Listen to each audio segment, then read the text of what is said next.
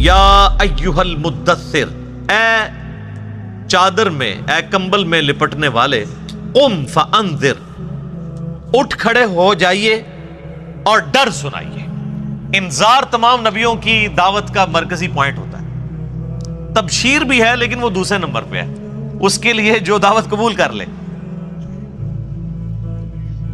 جو مرکزی ٹاپک ہوتا ہے وہ انذار ہوتا ہے۔ انذار کہتے ہیں ڈر سنانا، کہ تم خود سے پیدا نہیں ہوئے، تمہیں اللہ تبارک و تعالیٰ نے پیدا فرمایا ہے، اور اس اللہ نے مرنے کے بعد تم سے تمہارے اعمال کا حساب لینا ہے۔ تم جواب دہ ہو اپنے رب کو، قیامت کے دن اللہ کے حضور تمہاری پیشی ہے۔ اس کے لیے جو ٹرم بولی جاتی ہے شریعت میں، اس کو کہتے ہیں انذار۔ ذال ہے انذار، ڈر سنانا۔ قرآن حکیم یعنی انذار کا لفظ تو قرآن کا پورا تانا بانا ہی اس کے گرد گزرتا ہے۔ وَأُوحِيَ إِلَيَّ هَذَا الْقُرْآنُ لِأُنذِرَكُمْ بِهِ وَمَنْ بَلَغَ، سورۃ الانعام آیت نمبر 19۔ اے نبی علیہ السلام فرما دیجئے کہ قرآن مجھے اس لیے وحی کیا گیا، اس قرآن کے ذریعے میں تمہیں بھی ڈر سناؤں اور جس تک یہ دعوت پہنچے۔ تو یہاں پہ بھی ڈر سنانے کے لیے کہا جا رہا ہے کہ آپ دعوت و تبلیغ کا کام یعنی قیام النہار والا کام اعلانیہ شروع کر دیجئے۔ وَرَبَّكَ فَكَبِّرْ، اور اپنے رب کی بڑائی بیان کیجیے، یعنی بڑائی ایسی کہ جیسا حق ہے۔ ایک بڑائی تو اپنی زبان سے بیان کرنا ہے نا، وہ تو آپ دیکھ لیں ہماری اسلام کی جو عبادات سینٹرڈ اراؤنڈ جس کلمے کے ہیں نا، وہ اللہ اکبر ہے۔ آپ جانور بھی ذبح کرتے ہیں تو کیا پڑھتے ہیں؟ بسم اللہ واللہ اکبر۔ صحیح مسلم میں تکبیرات موجود ہیں۔ پھر آپ عید کی جو تکبیرات ہیں جو صحابہ کرام سے نقل ہوئی ہیں، تابعین سے، المصنف ابن ابی شیبہ میں، اللہ اکبر اللہ اکبر، لا الہ الا اللہ واللہ اکبر، اللہ اکبر وللہ الحمد۔ پھر یہ بھی آئی ہیں اللہ اکبر کبیرہ والحمد للہ کثیرہ وسبحان اللہ بکرۃ واصیلہ۔ پھر سر جو آپ 5 وقت نماز پڑھتے ہیں، 17 فرض رکھتے پڑھتے ہیں، ہر رکعت میں جو انتقال ہے ایک رکن سے دوسرے رکن میں، وہ تکبیر کے ساتھ ہے، سوائے رکوع سے اٹھتے وقت سمیع اللہ لمن حمدہ، باقی سب تکبیرات ہیں۔ 4 رکعت کی نماز کے اندر 22 تکبیرات آتی ہیں، 6 تکبیریں پہلی رکعت میں، 6 ہی تیسری میں، اور 5 تکبیرات دوسری رکعت میں، اور 5 ہی چوتھی میں۔ یعنی ایون رکھتے جو ہیں ان میں اللہ اکبر آتا ہے 5 دفعہ، اور جو آڈ رکھتے ہیں، طاق رکھتے ہیں، ان میں اللہ اکبر آتا ہے 6 دفعہ۔ 22 تکبیرات۔ تو آپ ذرا یہ دیکھ لیں، پھر باقی نمازوں کی ساری پھر سنتیں ملائیں تو سب اللہ اکبر ہی ہے۔ تو یہ تو کلمات ہیں کہ آپ نے اللہ کی بڑائی بیان کرنی ہے، بڑائی اللہ کے لیے ہے۔ ویسے ہم لفظی ترجمہ کر دیتے ہیں اللہ اکبر، اللہ سب سے بڑا ہے، یہ سمجھانے کے لیے ہوتا ہے۔ اصل اس کی جو اپروپریٹ ٹرانسلیشن اردو میں بنے گی وہ یہ ہے کہ تمام بڑائیاں، تمام بزرگیاں اللہ کے لیے۔ عموماً ہم جب اردو میں بڑائی کا لفظ بولتے ہیں نا کہ کوئی بڑا ہے، تو اس سے پھر ہمیں وہ ذرا سائز ذہن میں آنا شروع ہو جاتا ہے۔ اللہ تعالیٰ کے لیے تو اس طرح کی تمثیل نہیں ہے نا، لیس کمثلہ شیء وہو السمیع البصیر، اللہ کی مثل کوئی شے نہیں ہے، وہ سننے والا ہے، دیکھنے والا ہے۔ بڑائیاں، تمام طرح کی خوبیاں، بڑائیاں، بڑے سے بڑے آنر کا جو لفظ ہے، کوئی صفت ہے، وہ اللہ کے لیے خاص ہے۔ اسی کے تحت ہم یہ سمجھتے ہیں کہ اللہ تعالیٰ کو اگر کوئی شخص خدا کہہ کر یا گاڈ کہہ کر پکار لے تو یہ جائز ہے، کیونکہ کیپٹل جی سے جو گاڈ لکھا جاتا ہے انگلش میں، یہ اسی خدا کے لیے لکھا جاتا ہے جس کو سب مانتے ہیں۔ فارسی میں خدا کا لفظ اللہ کے لیے بولا جاتا ہے۔ لہٰذا یہ جو اہل حدیث نے ایک فتنہ کھڑا کیا ہوا ہے اسماء و صفات کا، اور وہ یہ کہتے ہیں یہ خدا کا لفظ بولنا یا گاڈ کا لفظ بولنا یا اللہ کے لیے کوئی بھگوان کا لفظ بول لے تو یہ کوئی اسماء و صفات کا مسئلہ بن جائے گا، یہ کوئی شرکیہ مسئلہ ہو جائے گا، تو یہ ان کے یعنی ایک ذہن کی آپ سمجھ لیں کمزوری ہے۔ ایسا نہیں ہے۔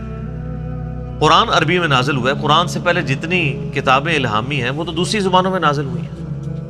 وَإِن مِّنْ أُمَّةٍ إِلَّا خَلَا فِيهَا نَذِيرٌ، اللہ تعالیٰ فرماتا ہے کوئی ایسی امت نہیں گزری جس میں ہم نے کوئی نہ کوئی ڈر سنانے والا نہ بھیجا۔ تو ایک تکبیر تو ہے کہ آپ نے الفاظ بولنے ہیں، اور ایک تکبیر جو مشکل تکبیر ہے وہ دعوت و تبلیغ کا کام ہے کہ اللہ کی بڑائی بیان کرو جس طرح کے بیان کرنے کا حق ہے. دنیا پہ اللہ کی بڑائی قائم کر کے دکھائی ہے اللہ کے محبوب صلی اللہ علیہ وآلہ وسلم نے. یعنی وہ هو الذی ارسل رسولہ بالہدی ودین الحق لیظہرہ علی الدین کلہ ولو کرہ الکافرون ولو کرہ المشرکون. وہی اللہ ہے جس نے الہدی یعنی قرآن اور دین حق کے ساتھ اپنے پیغمبر کو مبعوث کیا تاکہ اسے تمام ادیان پر غالب کر دے، خواہ کافر اس کا برا مانے. مسند احمد میں حدیث ہے، نبی علیہ السلام فرمایا قیامت اس وقت تک قائم نہیں ہوگی جب تک کہ دنیا کے ہر گھر میں میرا پیغام نہ پہنچ جائے اور لوگ چاہتے ہوئے یا نہ چاہتے ہوئے اس دعوت کو قبول کر لیں. اچھا، یہ بات صحابہ کرام کو تو شاید سمجھ نہ آئی ہو کہ یہ کیسے پاسبل ہے کہ دنیا کے ہر گھر میں اتنا بڑا ڈیٹا کون رکھ سکتا ہے. لیکن سر آج یوٹیوب حفظہ اللہ، گوگل دعوت برکاتوں عالیہ، اسلام کے بارے میں کوئی اسٹڈی کرنا چاہے تو اس تک نہیں بات پہنچ سکتی. پہنچ کی ہوئی ایک واقعہ ہوتا ہے پوری دنیا کے اندر وہ واقعہ پہنچ جاتا ہے. تو یہ ایک میڈیا کی برکت سے یہ ساری چیزیں، اور پھر جب یہ یعنی ایک مزید آگے معاملہ بڑھے گا تو پھر تو دعوت الحمدللہ گھر گھر تک پہنچے گی. تو اس رب کی بڑائی بیان کرو، ایک تو بولنے کے اعتبار سے، باقی پریکٹیکلی بھی اس کے لیے آپ اللہ تعالیٰ کے گواہ بن کر کھڑے ہو جائیں اور انسانیت کے اوپر حجت تمام کریں.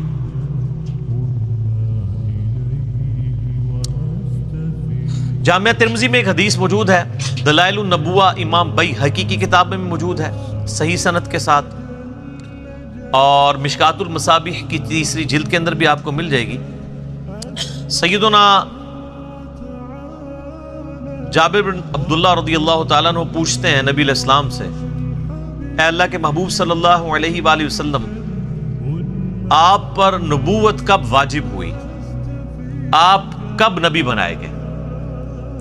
تو آپ صلی اللہ علیہ وآلہ وسلم نے فرمایا، میں اللہ کے ہاں اس وقت بھی خاتم النبیین لکھا ہوا تھا جبکہ آدم علیہ السلام ابھی روح اور جسم کے درمیان تھے.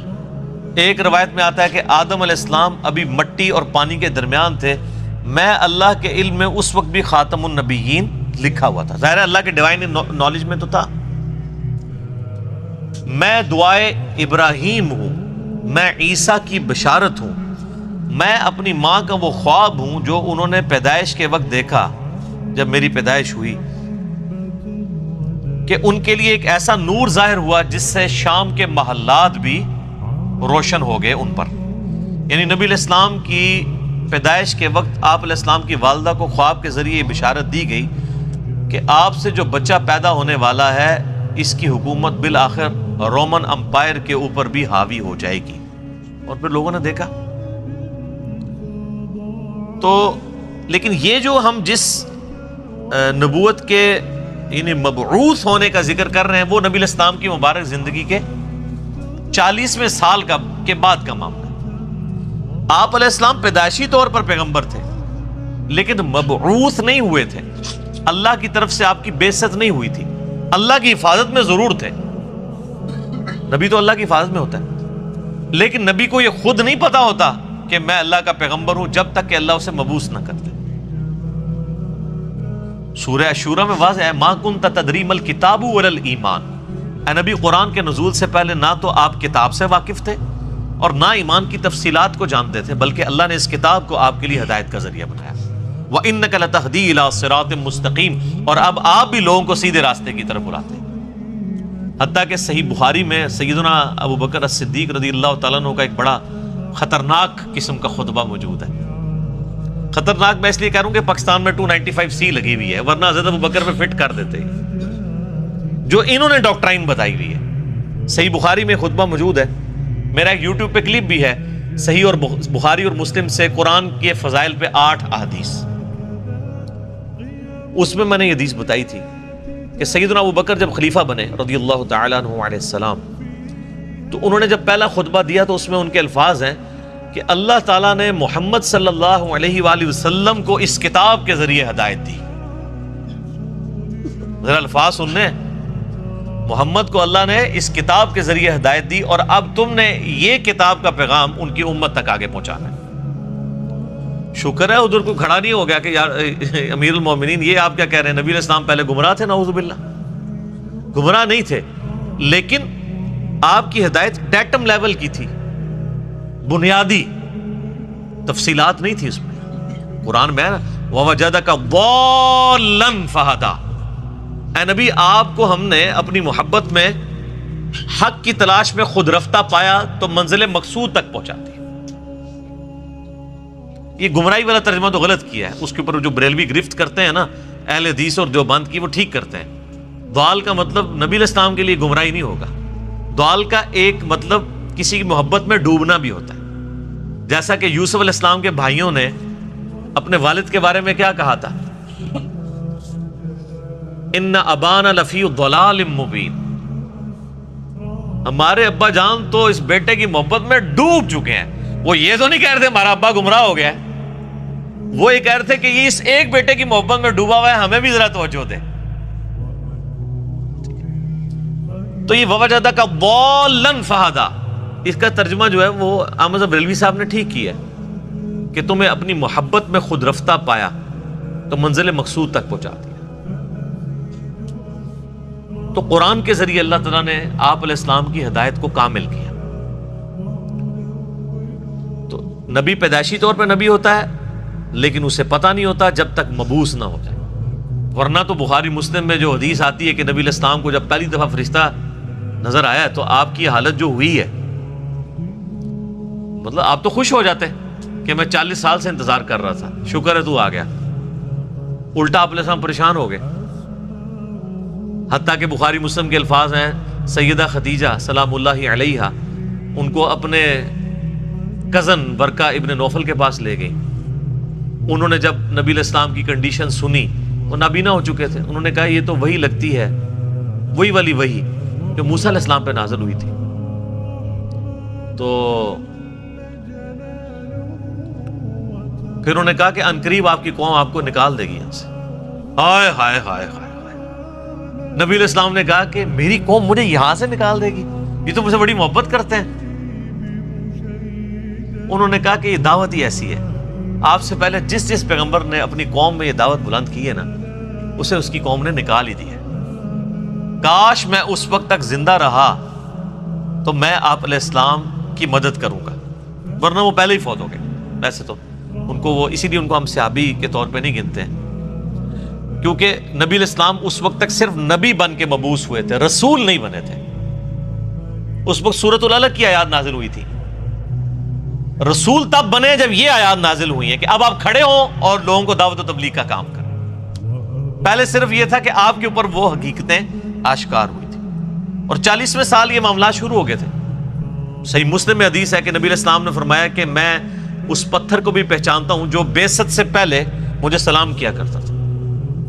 تو آپ کو اشارے ملنے شروع ہو گئے تھے کہ آپ کے ساتھ کوئی ایکسٹرا آرڈنری معاملہ ہونے والا ہے، ورنہ آپ دیکھیں نا آپ گزر رہے ہوں اور پتھر آپ کو سلام کر رہا ہو تو بندے کو ایک بار یعنی چیزوں کا آئیڈیا ہونا شروع ہو جاتا ہے کہ کوئی میرے ساتھ ایکسٹرا آرڈنری۔ اور پھر آپ دیکھ لیں کہ آپ علیہ السلام پہ جب یہ سارے معاملات ہوئے ہیں نا، تو اللہ نے آپ کا دل کیسا مضبوط کیا ہے کہ ایک لمحے کے لیے بھی آپ کو یہ خیال نہیں آیا کہ میں کسی غلط راستے پہ چل رہا ہوں۔ ایکسپیرینس واقعی پہلا تھا، اس کی وجہ سے آپ پریشان ضرور ہوئے، لیکن آپ کا کانفیڈنس کبھی لوز نہیں ہوا کہ یہ کیا ہو رہا ہے، ایسا نہیں کبھی ہوا۔ وہ اللہ نے دل مضبوط کیا، اور یہ پیغمبر کے ساتھ غیبی تائید ہوتی ہے۔ بعض اوقات پیغمبر جو ہیں وہ بچپنے میں ہی بولنا شروع کر دیتے ہیں، سورہ مریم میں آتا ہے، سورہ آل عمران کے اندر آتا ہے کہ حضرت عیسیٰ علیہ السلام جو ہیں وہ ماں کی گود میں بھی کلام کر رہے ہیں۔ اللہ تعالیٰ چاہے تو، اور وہ کیا کہہ رہے ہیں کہ مجھے اللہ نے پیغمبر بنایا ہے، مجھے کتاب دی ہے اور مجھے مبارک بنایا ہے، اور میں اپنے ماں باپ، میں اپنی ماں کے ساتھ اس نے سلوک کرنے والا مجھے بنایا ہے۔ سلام ہو اس دن پر جس دن میں پیدا ہوا، جس دن میں مروں گا اور جس دن میں اٹھایا جاؤں گا۔ یہ ساری گفتگو وہ کر رہے ہیں ماں کی گود میں، ان کو اللہ نے اسی وقت مبعوث کر دیا۔ اکثر انبیاء کو اللہ تعالیٰ نے 40 سال کی عمر میں مبعوث کیا، کیونکہ 40 سال کی عمر جو ہے نا یہ میچورٹی کی عمر ہے۔ حضرت موسیٰ علیہ السلام کو بھی 40 سال کی عمر میں مبعوث کیا. اس کے بعد انسان یعنی دنیا کے سارے حقائق دیکھ چکا ہوتا ہے, اتنے ایکسپیرینسز اس کو آ چکے ہوتے ہیں کہ وہ اب ایک بڑے لیول کی دعوت کو لانچ کر سکتے ہیں. اور جو لوگ ذرا اس سے پہلے شروع ہو جاتے ہیں دعوت کے حوالے سے, تو وہ اللہ تعالیٰ کی طرف سے کوئی ایکسٹراڈنری کسی کے ساتھ معاملہ ہو سکتا ہے, جس طرح حضرت عیسیٰ علیہ السلام تھے. اور جب انہوں نے یہودیوں کو ایڈریس کرنا شروع کیا ہے, اس وقت ہارڈلی آپ کی عمر 25 سال تھی حضرت عیسیٰ علیہ السلام کی, جب یروشلم میں جا کے انہوں نے یہودی پادریوں کو للکارنا شروع کیا. بڑے بڑے بزرگوں کی گستاخیاں جب حضرت عیسیٰ نے شروع کی ہیں, اس وقت ان کی عمر صرف 25 سال تھی. وہ تو ہی کہتے تھے نا گستاخی ہو رہی ہے ہمارے ساتھ, تو گستاخی سمجھتے تھے, کیونکہ حضرت عیسیٰ علیہ السلام ان کو کرٹیسائز کرتے تھے. میٹھی میٹھی باتیں نہیں کرتے تھے, میٹھی میٹھی باتیں کرتے تو وہ ہاتھ ڈالتے. وہ کہتے تھے تم یہ کہتے ہو اور کتاب میں یہ لکھا ہوا ہے, تم خود یہ کرتے ہو. تو انہوں نے کہا پکڑ لو اس کو. قتل کے درپے ہو گئے. وہ تو اللہ تعالیٰ نے ان کو زندہ اٹھا لیا, ورنہ وہ تو قتل کر ہی دیتے حضرت عیسیٰ علیہ السلام کو. تو اس میں ایک بڑا تلخ جملہ بولتا ہوں کہ حضرت عیسیٰ علیہ السلام جو یہودیوں نسل تھے, یہودیوں نے اپنے علماء کے زیر اثر ان کے قتل کے اوپر آمادگی ظاہر کر دی. یہ علماء کا فتنہ اتنا بڑا فتنہ ہے کہ یہ فتنہ وقت کے پیغمبر کے خلاف بھی کھڑا ہو جائے تو اس کو بھی دنیاوی طور پہ فیل کر دیتا ہے. دنیاوی طور پہ تو فیلئر ہی ہے نا. 12 بندے صرف ایمان لے کے آئے, اپنی بھی جان اللہ نے بچائی. دنیا میں تو یہ دیکھا جاتا ہے نا, اس کے کروڑوں فالوور ہوں, تبھی تو بتا رہے ہوتے ہیں نا جی جناب اتنا بڑا اجتماع ہوا ہے, اتنے جلسے میں لوگ آئے. وہ کیوں بتا رہے ہوتے ہیں؟ کامیابی کے لیے. حضرت عیسیٰ علیہ السلام کے جلسے میں کتنے لوگ ہوتے تھے؟ 12, وہ بھی 2 بھی گلیلیا جھیل کے کنارے جا کے. وہ باقی تو بات ہی نہیں سنتے تھے, انہوں نے دھوبیوں کو بات سمجھ آ گئی. وہ جناب اللہ کی مرضی ہے کسی کو بات سمجھ آ جائے. ابو جہل کو سمجھ نہیں آئی ہے, بلال حبشی کو سمجھ آ گئی ہے, عمار ابن یاسر کو سمجھ آ گئی ہے, یاسر اور سمیہ کو سمجھ آ گئی ہے, رضی اللہ عنہم اجمعین وعلیہم السلام اجمعین. والذین جاہدوا فینا لنہدینہم سبلنا, جو لوگ کوشش کریں گے انہی کو بات سمجھ. تو نبی علیہ السلام کو اب باقاعدہ حکم ہوا ہے کہ آپ نے اپنے رب کی بڑائی کے لیے کھڑے ہو جانا ہے. وَثِيَابَكَ فَطَهِّرْ, اور اپنے کپڑوں کو پاک رکھنا ہے. یعنی پیغمبر مبعوث ہوا ہے اور اسے کپڑوں کی پاکیزگی کا حکم دیا جا رہا ہے. اور صوفیاء کے ہاں جس نے سب سے زیادہ گندے کپڑے پہنے وہ اتنا بڑا بزرگ ہوتا ہے. Point to be noted. ہاں آپ تصوف کی کتابیں پڑھ کے دیکھیں سر, یہ تذکرۃ الاولیاء جو ایک سمجھ لیں مدر بک ہے تصوف کی, شیخ فرید الدین عطار المتوفا 632 ہجری, جس کے حوالے فضائل اعمال, فضائل صدقات, فضائل سنت, یہ سارے بزرگ بابوں کی کتابوں میں ملیں گے, جن سے اب طارق جمیل صاحب نے بھی اعلان برات کر دی ہے اللہ کے فضل سے. وہ سارے واقعات ادھر سے ہی چھاپے مارے ہوئے. اس میں آپ کو کئی بزرگوں کا ملے گا کہ ان کو جوئیں پڑی بھی ہوتی تھی, اگر کوئی جوں کی نیچے گرتی تھی وہ اٹھا کے پھر رکھ لیتے تھے اوپر, کہتے تھے میرے اللہ کے مہمان ہیں. لوگ کہتے ہیں سبحان اللہ.